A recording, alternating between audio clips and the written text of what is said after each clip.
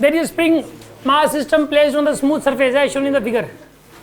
यहाँ पर एक स्प्रिंग मास सिस्टम है, ये 1 kg, यहाँ पर 2 kg है।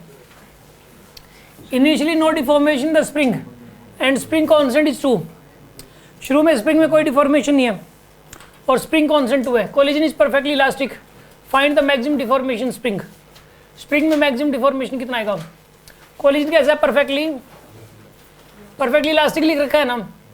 ये बताइए टकराने के बाद क्या होगा? इसकी वेलोसिटी तो जितनी है उसकी 1/3 हो जाएगी। इसकी वेलोसिटी कितनी हो जाएगी? 2 kg वाले की 1 हो जाएगी, और इसकी 4 गुना कर दो आप 4। इसकी वेलोसिटी कितनी हो जाएगी? यहाँ पे इसकी वेलोसिटी 4 हो जाएगी। मानते हो कि नहीं मानते आप? अब ये वाली जो 4 है, मतलब इसकी काइनेटिक एनर्जी बता सकते हो कितनी है? काइनेटिक एनर्जी कितनी है इसकी?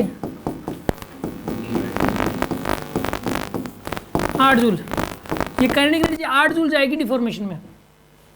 ये 8 जूल चली जाएगी किसमें? स्प्रिंग को दबाने में। तो इस 8 को किसे इक्वेट करोगे आप? हाफ के x² से। k की वैल्यू 2 और x²। x की वैल्यू कितनी आएगी यहाँ पे? √8।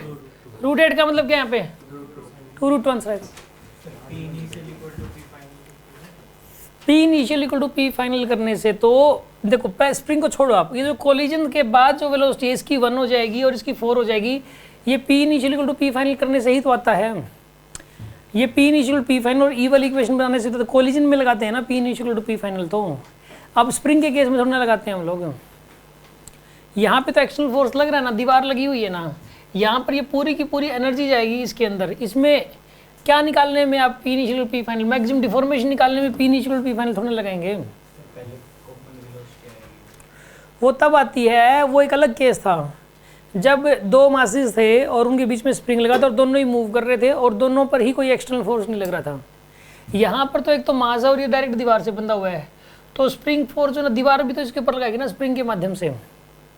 तो स्प्रिंग इसके लिए एक एक्सटर्नल फोर्स है, तो अकेला ब्लॉक एक, और अकेले के ऊपर जो स्प्रिंग लगाएगा वो तो एक्सटर्नल फोर्स हो गया। ठीक है, वहाँ पर तो कोई पूरा एक सिस्टम था 2 बॉडीज़ का और बीच में एक स्प्रिंग था, तो कोई एक्सटर्नल फोर्स था ही नहीं। यहाँ पर तो ये एक ही ब्लॉक है और एक पेद और स्प्रिंग जुड़ा हुआ दीवार से, तो दीवार इसका पार्ट नहीं हो सकता। तो स्प्रिंग जो फोर्स लगाएगा वो एक्सटर्नल फोर्स ही तो होगा इस पर।